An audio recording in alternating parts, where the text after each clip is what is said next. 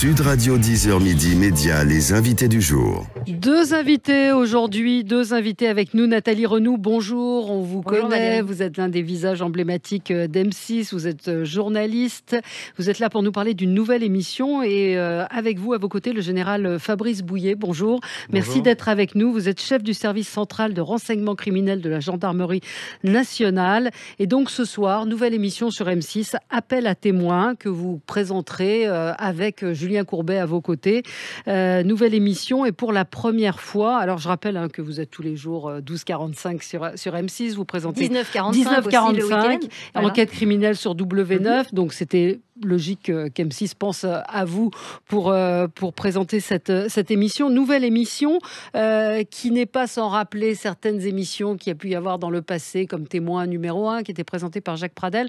Mais la grande différence, cette fois-ci, c'est que la gendarmerie, enfin le ministère de l'Intérieur, est à vos côtés. Alors racontez-nous un petit peu le principe de l'émission. Le principe de l'émission, c'est de lancer un appel à témoins, qui est un outil que la gendarmerie et la police peuvent utiliser de manière assez fréquente dans les enquêtes. Simplement, cette fois, on lui donne une caisse de résonance nationale et forte, puisque c'est une émission de télévision, et qu'en plus de ça, on est en direct. Donc, l'appel à témoins, il est lancé, et à tout moment, les téléspectateurs qui se sentent interpellés et qui ont des choses à dire peuvent nous appeler. On réceptionnera les appels, on réceptionnera leur mail également s'ils ne veulent pas s'exprimer oralement. Tout ça en dehors de l'antenne. Je veux dire, les appels ne seront pas reçus en direct. Et puis, c'est vrai que cette collaboration avec le ministère de l'Intérieur, le ministère de la Justice également, est assez nouvelle dans la façon dont on a travaillé sur l'émission. Oui, il y a chaque année 50 000 personnes qui disparaissent, dont 10 000 restent inexpliquées. Cette collaboration avec la télévision générale, c'est une première. Pourquoi avoir accepté ? Alors c'est une première, oui et non, puisque avec les médias, de toute façon, et le ministère de la Justice, on forme un trinôme indissociable dans ce type de levier d'action, les appels à témoins.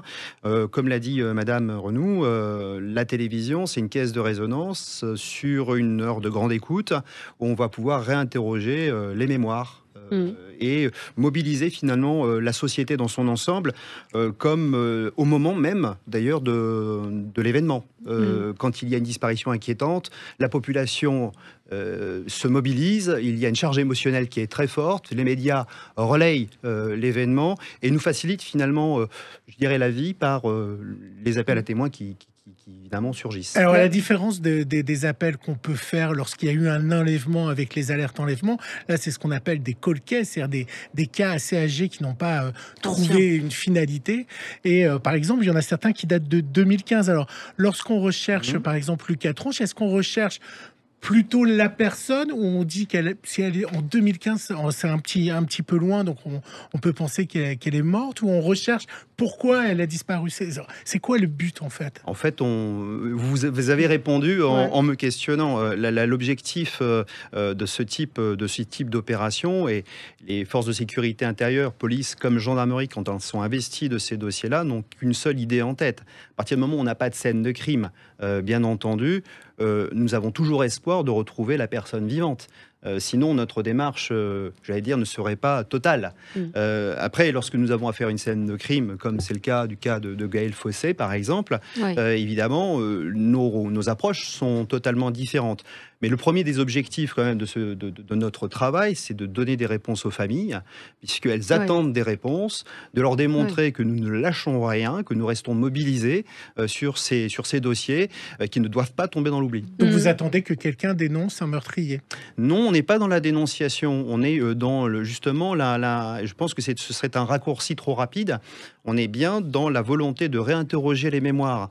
Quand on prend une affaire non élucidée, nous avons une méthode. Elle n'est pas empirique. Elle s'appuie d'abord sur des équipes pluridisciplinaires. Donc que ce soit du domaine scientifique, de l'enquête, tout simplement, des enquêteurs chevronnés ou des analystes comportementaux, on pourra y revenir tout à l'heure. L'objectif, c'est de réinterroger chaque pièce de procédure et de voir si on n'a pas oublié quelque chose.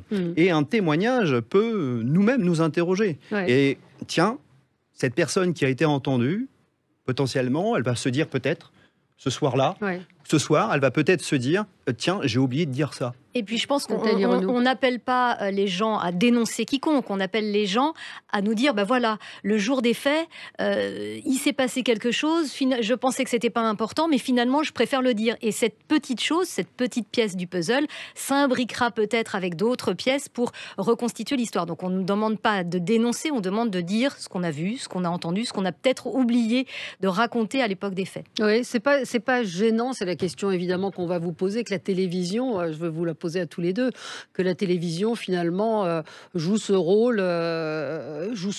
Il y a un côté auxiliaire de justice, qui peut être gênant. Alors, je vois pas où, enfin moi en tout cas, je ne me sens pas gênée. On sera sur le plateau avec les familles des 3 cas que nous traitons. C'est le voyeurisme. La famille de Gaël Fossé, la famille de Lucas Tronche, qui est un adolescent qui a disparu en 2015. Gaël Fossé, qui est une jeune femme qui a été tuée de 66 coups de couteau et son meurtrier n'a toujours pas été retrouvé. On sera avec la famille de Suzanne Bourlier, une septuagénaire qui a disparu elle aussi depuis 2015. Ces gens-là, ils sont depuis des années dans le mystère, dans l'attente de réponses, dans l'incertitude. Je pense que la souffrance de cette situation-là, elle est plus importante que l'idée quelconque d'un voyeurisme. D'abord, pour le respect des familles, on sera, je pense, très digne dans la façon dont on va traiter les affaires. Et dont ça va être réalisé aussi, j'imagine, à l'image. Exactement, à l'image. On aura évidemment des magnétos, des vidéos, enfin voilà, pour reconstituer les affaires, pour rappeler les faits, pour que les téléspectateurs ne soient pas perdus. Mais dans ces vidéos-là, on reste très sobre. On s'appuie sur du témoignage, on ne fait pas de reconstitution, on n'est pas dans le sanguinolent du tout, c'est pas l'idée. Et je pense qu'on travaille dans le respect des familles et puis en main dans la main, enfin en collaboration avec la police et la gendarmerie. Donc, je crois qu'on n'est pas dans le voyeurisme. Ouais. En tout cas, moi, je veux bien qu'on nous traite de voyeurs, mais je pense que... Non, mais c'est la question qui peut se... La télévision est là pour faire du spectacle. Je pense qu'on veut éviter cet écueil-là parce que c'est une matière délicate, la matière criminelle, et parce qu'on sera en présence des familles, donc on n'a pas envie d'être... Dans le voyeurisme. Alors, il y a un dispositif qui est mis en place. Il faut préciser que ce sont des gendarmes, des policiers qui prendront les appels, c'est ça, Général ? Oui, c'est ce qui est programmé, qui est prévu. Il y aura ce qu'on appelle une call room, avec 8 gendarmes et policiers qui prendront les appels. Il y a aussi une adresse Internet sur laquelle nous comptons beaucoup, parce que dans les appels à témoins, à chaque fois qu'on lance un appel à témoins, même s'il n'y a pas la télévision, nous avons toujours soit un numéro de téléphone et complété par une adresse courriel. Les gens spontanément ne prennent pas leur téléphone. Ils peuvent peut-être se libérer un peu plus. Sur ça sont des nouveaux outils qui existaient par rapport à des émissions précédentes qui avaient pu exister dans le passé. Ça n'a rien à voir. Il n'y avait pas les réseaux sociaux, il n'y avait pas les boîtes mail qu'on a tous aujourd'hui. Effectivement, ça n'existait pas. Alors, je vois qu'il y a un journaliste qui sera sur le terrain, c'est-à-dire quel sera son rôle ? Sur une des affaires, il sera sur les lieux pour que le téléspectateur puisse prendre conscience de la configuration des lieux. Et puis, a priori, il sera aussi avec des gens qui connaissaient la victime et qui apporteront leur témoignage depuis le lieu du drame. Général, il y a un des cas où il existe un portrait robot qui n'a encore jamais été diffusé. Qui décide de diffuser un portrait robot ? Et est-ce que les portraits robots, ils ont évolué ? Parce que moi, j'ai l'image du portrait robot un peu fait avec les cellophanes. Est-ce que la technologie du portrait robot est devenue très précise ? Alors, très précise, je le dirais, je ne pourrais pas m'exprimer là-dessus. Je ne suis pas un technicien. En tout état de cause, ils ont gagné en qualité, ça c'est certain, et surtout en modularité, pour reprendre l'image du cellophane que vous évoquiez. Effectivement, pendant très longtemps, on a travaillé avec ce type de répertoire, avec des yeux, des cheveux, une capillarité, couleur de peau, forme du menton, du nez, etc. Aujourd'hui, ce sont des logiciels, on s'appuie sur les technologies numériques qui nous permettent évidemment de faire des choses extrêmement précises. On a aussi des logiciels de morphing qui permettent de vieillir artificiellement les personnes. Donc aujourd'hui, même le traitement des antécédents judiciaires, qui est le répertoire des personnes mises en cause et des victimes aussi, qui nous permet d'interroger de façon automatique, au travers d'un algorithme de reconnaissance faciale, comparaison d'images, ces portraits robots. Ouais. Donc c'est véritablement un levier d'action, le portrait robot. C'est que la justice qui peut autoriser la diffusion. C'est qu'un procureur, c'est ça? Tout à fait. C'est avec la composition est faite par les enquêteurs spécialisés les portraitistes, nos portraitistes, et évidemment c'est le magistrat qui va décider. Comment ont été choisis les 3 cas qu'on va voir ce soir? Est-ce que ce sont des affaires qui sont sur le point d'être résolues? Ça, c'est peut-être vous qui pourrez répondre, mais Nathalie Renaud. En tout cas, je pense que ce sont des affaires sur lesquelles on peut avoir un espoir d'apporter quelque chose grâce à appel à témoins, évidemment. On a 2 disparitions, celle d'un adolescent, celle du septuagénaire, et puis on a un crime non résolu. Sur ce crime-là, effectivement, l'enquête s'est resserrée sur un certain nombre de suspects. Maintenant, je ne sais pas si nous pourrons aboutir. On espère évidemment que cet appel à témoins fera avancer ces enquêtes, ça c'est certain. Qu'est-ce que vous attendez de cette émission, vous, Général? Comme on l'a déjà dit, je crois, autour de ce plateau, un appel à témoins, c'est un levier d'action. C'est une possibilité, c'est un facteur de réussite potentielle. Donc il faut l'utiliser. On ne peut pas se permettre de ne pas le faire. Sur les dossiers, pourquoi ont-ils été sélectionnés? Certains, on veut éviter de toute façon de rester dans une potentielle impasse. Les disparitions, notamment, sont pour nous des casse-têtes véritables lorsqu'il n'y a pas de scène de crime. Donc il y a une vraie difficulté. Et donc la réinterrogation des mémoires et la mobilisation de la société de façon récurrente est quelque chose d'utile. Et puis après, il ne faut pas oublier que certains dossiers ont un potentiel d'élucidation fort. Par les témoignages qui ont déjà été recueillis, bien entendu, mais aussi par la dimension criminalistique, donc de police technique et scientifique, qu'il ne faut pas négliger.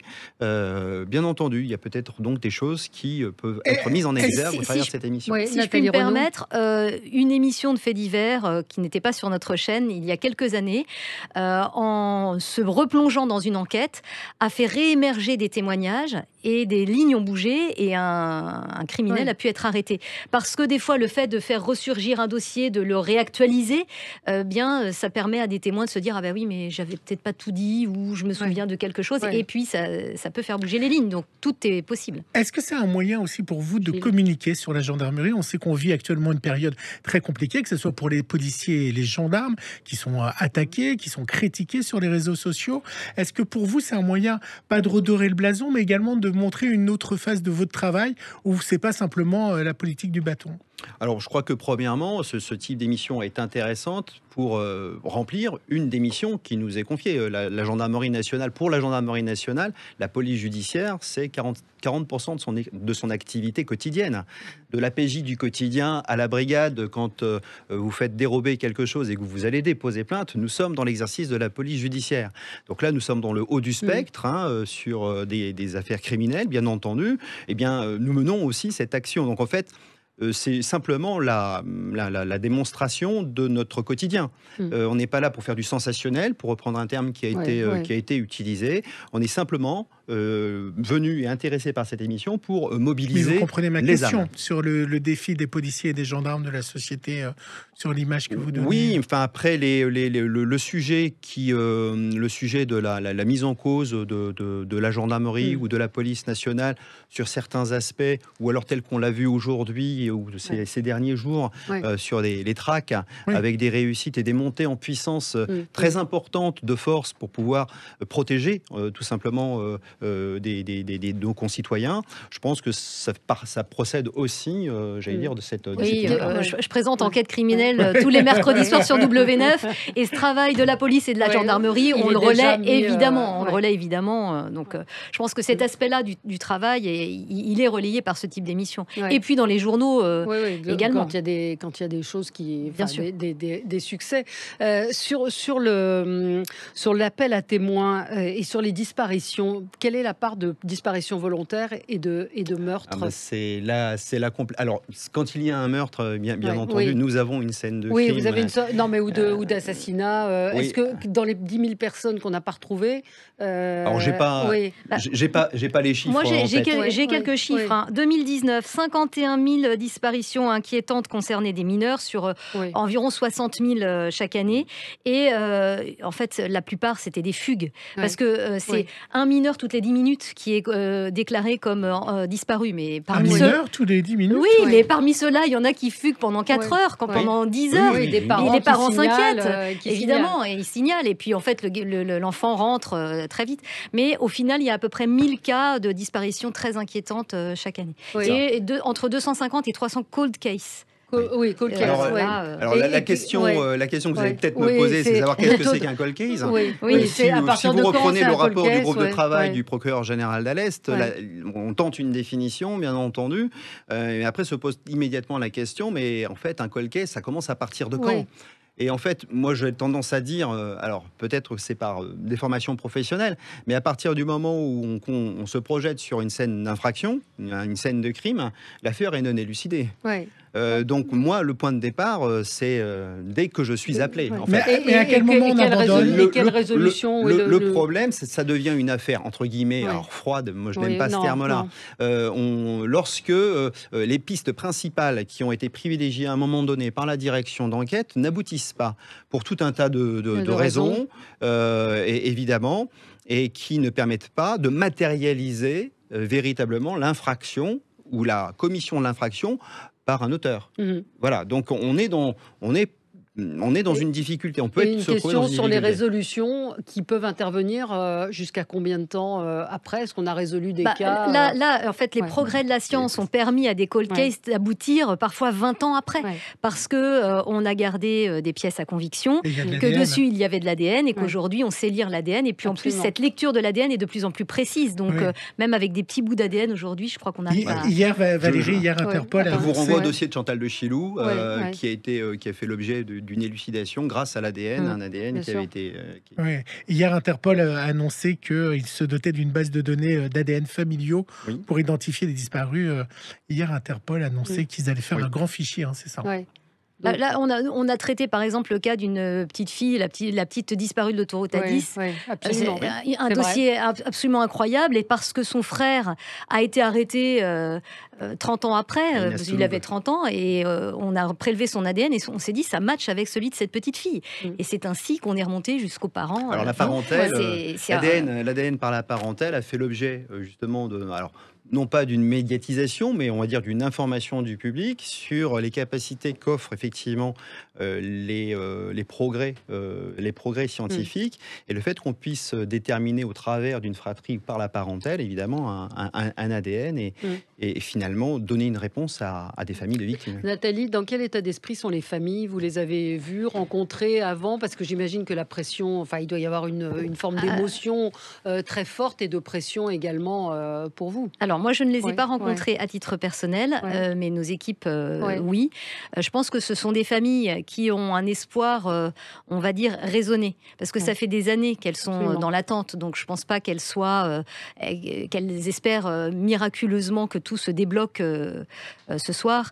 Mais simplement, ça leur montre aussi qu'on est à leur côté, qu'on ne les oublie pas. Et je pense que pour elles, c'est aussi un acte de montrer qu'elles n'abandonnent pas derrière Bien elles le membre de leur famille qui soit est décédé, soit a disparu. Donc, je pense que c'est un acte fort aussi pour elle d'être présente. Alors ce soir, appel à témoins, donc Nathalie Renou, Julien Courbet. Oui. Je peux rajouter Oui. le numéro de téléphone et Absolument. le site, parce que c'est quand même important. Le numéro de téléphone à appeler, c'est le 0800 10 11 21. Et le site internet, c'est appel à témoins avec un S, M6, @intérieur.gouv.fr. Ouais, j'imagine que vous allez le répéter. On va le certain répéter, nombre de bien fois, entendu. Mais c'est pour se Mais au moins, c'est préparer. dit. Intéressant. En tout cas, appel à témoins, Nathalie Renou, Julien Courbet. Et puis, on vous verra. Vous y serez également, Général. Alors je ne serai pas non. présent en plateau, mais Ouais. pas loin. Pas loin, d'accord. Très bien. Merci à vous. Merci, Général Fabrice Bouillet, d'avoir été avec nous également. Merci, Nathalie Renou. À tout de suite.